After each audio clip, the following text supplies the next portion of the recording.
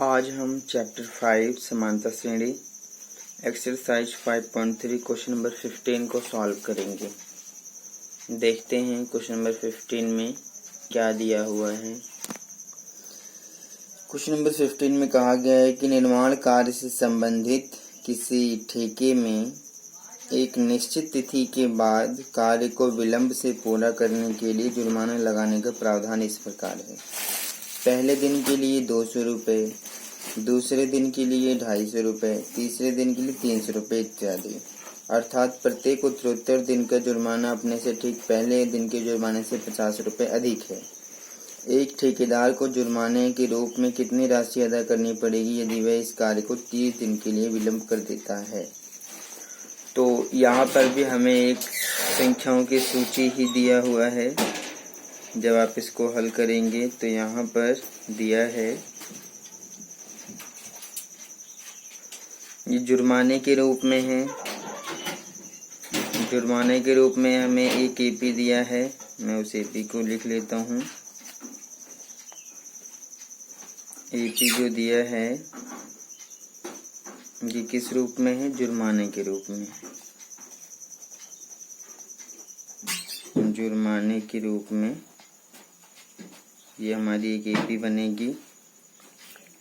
पहले दिन के लिए जुर्माना 200 रुपये है, दूसरे दिन के लिए 250, यानी कि 50 रुपये बढ़ गए, फिर 300, फिर 50 रुपये बढ़ गए। इस प्रकार से अगर 30 दिन का लेट हो जाए, 30 दिन तक देर हो जाती है या विलम्ब हो जाता है तो कितना जुर्माना उस ठेकेदार को देना पड़ेगा। तो यहाँ पर हम एस यानी कि सम निकालना चाहते हैं। कितने दिनों का? 30, यानी कि पहले फॉर्मूला लगा देते हैं एस एन का। एस एन बराबर n/2 ब्रैकेट में 2a प्लस n-1 और ये d। तो हमें 30 दिन का निकालना है योग। प्रथम पद, अच्छा n यहाँ पर 30 रहेगा बटे में 2 ब्रैकेट में 2 गुणा प्रथम पद a यानी कि 200। n हमें पता है 30 है, -1 d निकालेंगे तो 50 मिलेगा, क्योंकि आप देख सकते हैं 50-50 का अंतर है यहाँ पर। जब इसको हल करेंगे तो ये आ जाएगा 15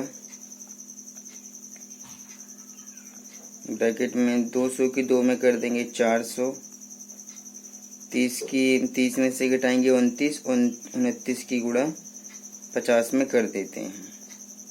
तो यहाँ पर 50 में गुणा करना है किसकी? 29 की।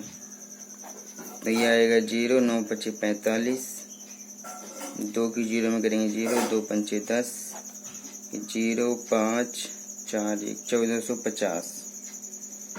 तो ये आ जाएगा 1450 में हमें 15 गुणा।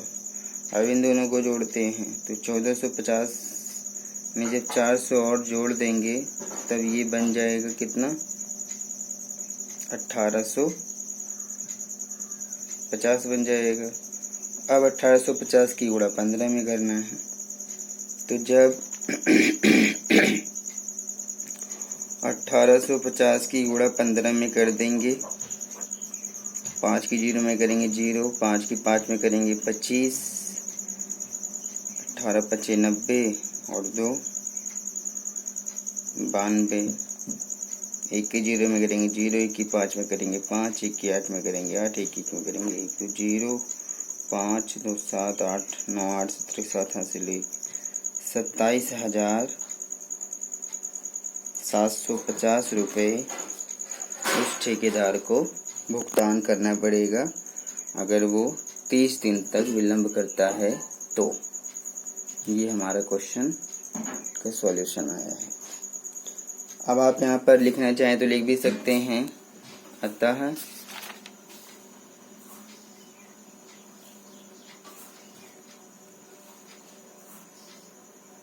इस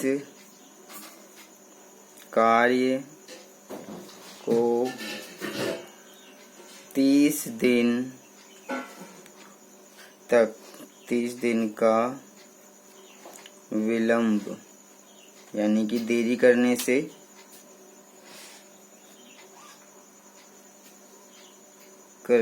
पर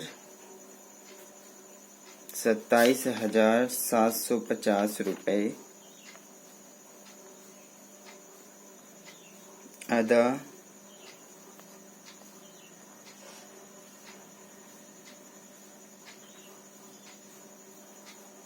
करना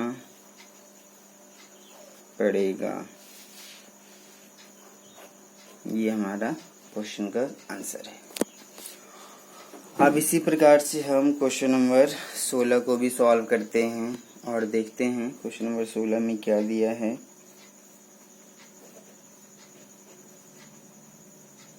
क्वेश्चन नंबर 16 में कहा गया है कि किसी स्कूल के विद्यार्थियों को उनके समग्र शैक्षिक प्रदर्शन के लिए 7 नगद पुरस्कार देने के लिए 700 रुपये की राशि रखी गई है। यदि प्रत्येक पुरस्कार अपने से ठीक पहले पुरस्कार से 20 रुपये कम है तो प्रत्येक पुरस्कार का मान ज्ञात कीजिए। तो ये क्वेश्चन थोड़ा सा अलग है, थोड़ा सा डिफिकल्ट है। मैं इसको सॉल्व कर देता हूँ, आप इसको समझने का प्रयास करें। यहाँ पर जो हमें 7 नगद पुरस्कार लेना है उसकी एक एपी बननी है। वो एपी हमें यहाँ दिया नहीं है तो हम एपी का जो व्यापक रूप है उससे बना लेंगे 7 पुरस्कार। तो वो इस प्रकार से लिखेंगे, जब आप इसको हल करेंगे तो माना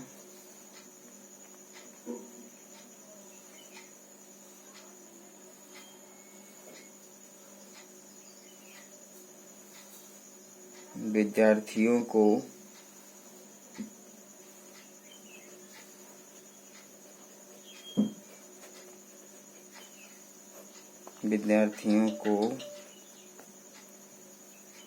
दिया जाने वाला पुरस्कार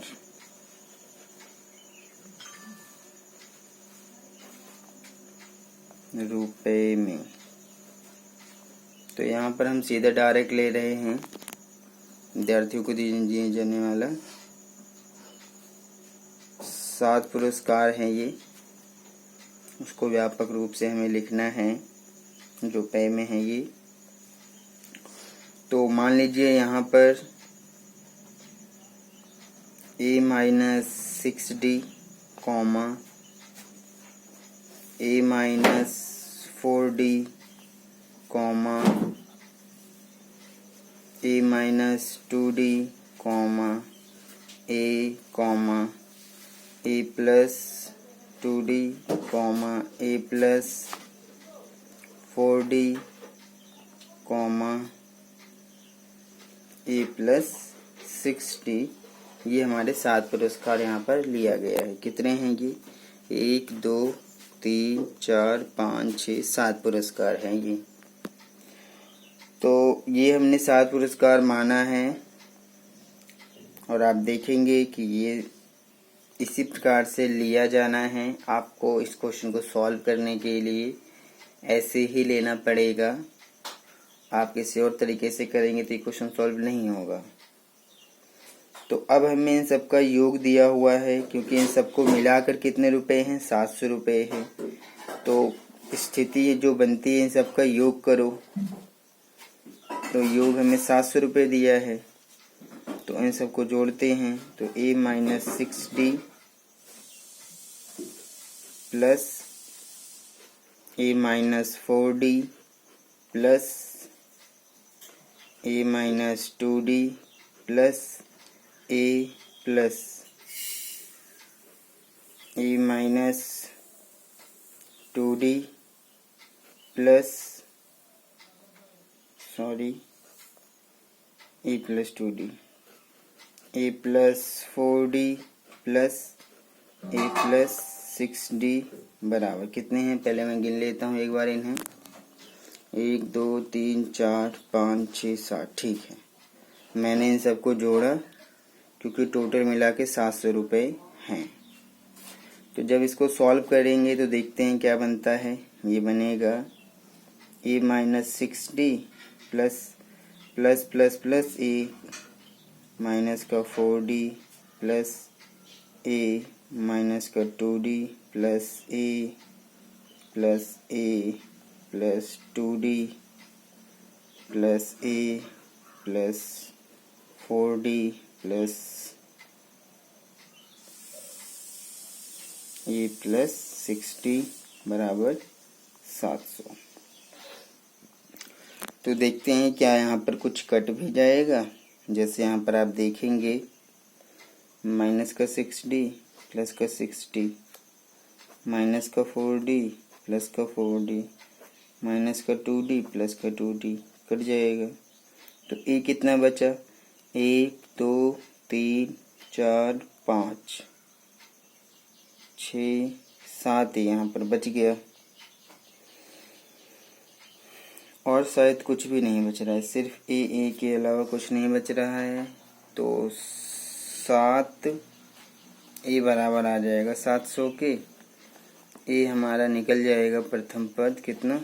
100। ए हमारा 100 निकल गया। तो यहाँ पर हमें एक चीज़ और दिया हुआ है कि प्रत्येक पुरस्कार अपने से ठीक पहले पुरस्कार से 20 रुपये कम है। तो ये जो हमें दिया है ये थोड़ा सा समझने वाली बात है। यहाँ पर दिया है कि जो a माइनस ब्रैकेट में a माइनस 2D है वो बराबर किसके है? 20 के है। तो जब आप इसको सॉल्व कर देंगे तो a माइनस प्लस माइनस का a माइनस माइनस प्लस का 2D बराबर 20, तो प्लस से ये कट जाएगा, तो 2D बराबर 20 और D बराबर आ जाएगा 20 बटे में 2 काट देंगे तो 10 आ जाएगा D का मान। अब अगर इस A और D का मान इसके अंदर रख दिया जाए तो सभी पुरस्कार की राशि निकल जाएगी। तो यहाँ पर हम एक एक करके निकाल लेते हैं। A का मान 100 रखेंगे, D का मान 10 रखेंगे। तो अतः पहले पुरस्कार की राशि या पहले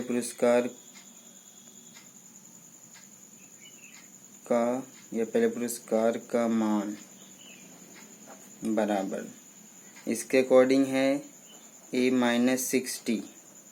तो a का मान कितना रखेंगे? 100 माइनस 6 गुणा D का मान 10, तो ये आ जाएगा हमारा 100 माइनस 10 6 60, घटाने पर कितना आ जाएगा? 40 आ जाएगा। इसी प्रकार से दूसरे तीसरे सबका निकालेंगे। अब हम दूसरे का निकालते हैं। दूसरे पुरस्कार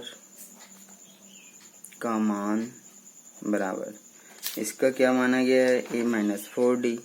तो a माइनस अगर ये 4D है तो a का मान तो 100 है, माइनस 4 गुणा D का मान 10 है, तो 100 माइनस 10 चौक 40 यानी कि 60 आ जाएगा।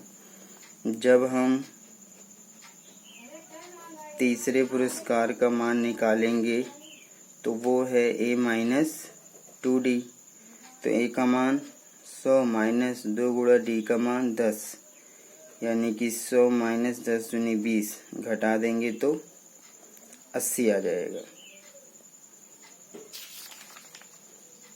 तो इस प्रकार से ये निकलता चला जाएगा। पहले पुरस्कार का हो गया, फिर दूसरे पुरस्कार का हो गया, तीसरे का हो गया। अब चौथे का निकालते हैं। चौथे पुरस्कार का मान तो a माइनस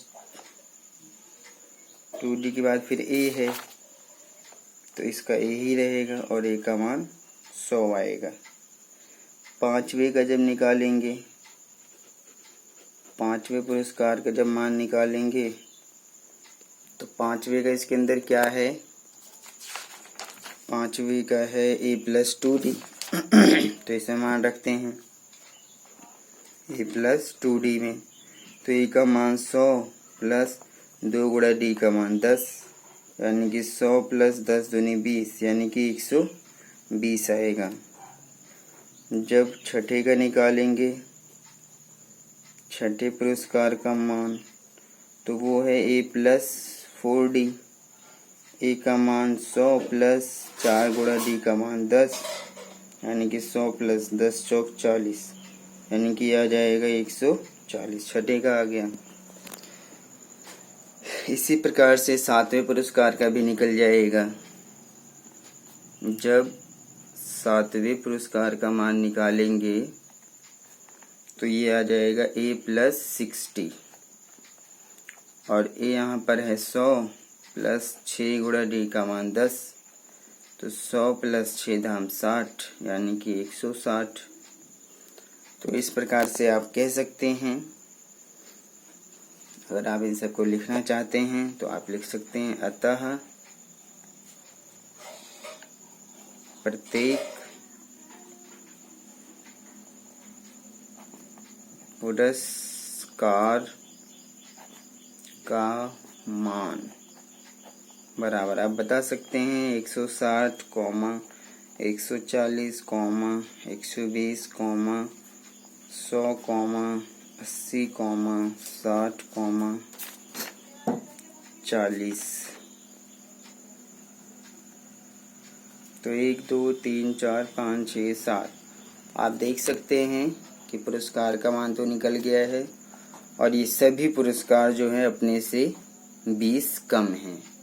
आप 160 में से 20 करेंगे तो दूसरे को इतना मिला, फिर 20 कम करेंगे तो तीसरे को इतना मिला, फिर 20 कम है। तो ये इसी प्रकार से क्वेश्चन सॉल्व होना है। थोड़ा सा आप इसको समझने का प्रयास करें और इसको ऐसे ही दिमाग में याद कर लें, समझ लें। ये ऐसे ही सॉल्व किया जाएगा। अब हम क्वेश्चन नंबर 17 को सॉल्व करते हैं। क्वेश्चन नंबर 17 में क्या दिया है कि एक स्कूल के विद्यार्थियों ने वायु प्रदूषण कम करने के लिए स्कूल के अंदर और बाहर पेड़ लगाने के बारे में सोचा।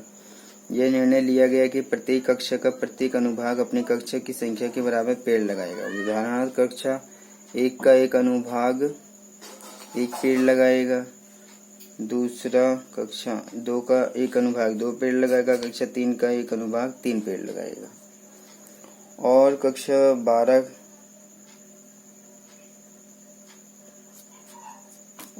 और ऐसी कक्षा 12th तक के लिए चलता रहेगा। प्रत्येक कक्षा के 3 अनुभाग हैं। तो इस स्कूल के विद्यार्थियों द्वारा लगाए गए कुल पेड़ों की संख्या हमें ज्ञात करना है। तो यहाँ पर भी एक संख्याओं की सूची ही बन रही है, बस हमें ये ध्यान में रखना है जब आप इसको हल करेंगे।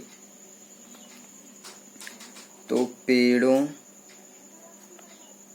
की संख्या का जो एपी बनेगा वो इस प्रकार से बनेगा कि जैसे मान लीजिए कक्षा है, पहली क्लास है, दूसरी क्लास है, तीसरी क्लास है, और ऐसे ऐसे ये 12वीं क्लास तक चलेगा। कहाँ तक चलेगा? 12वीं क्लास तक। अब अगर 12वीं क्लास तक चलेगा तो इसमें समांतर श्रेणी कैसे बनेगी?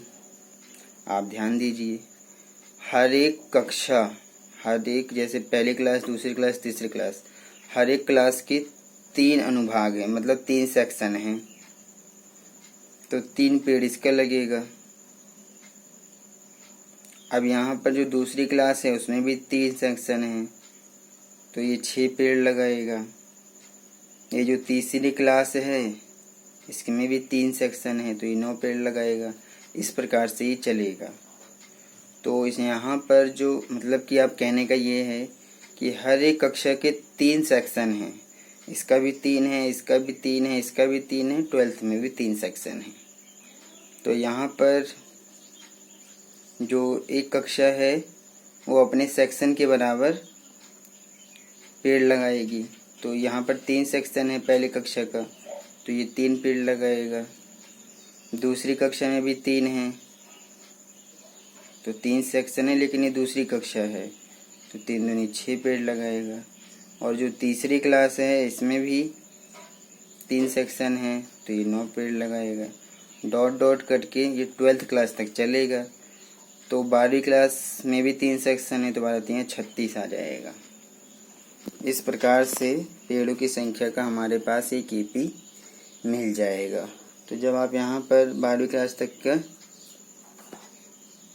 देखेंगे कि कितने पेड़ टोटल लगेंगे, तो आप निकालेंगे SN बराबर n/2 ब्रैकेट में a + l ले सकते हैं क्योंकि अंतिम पद आपको पता है।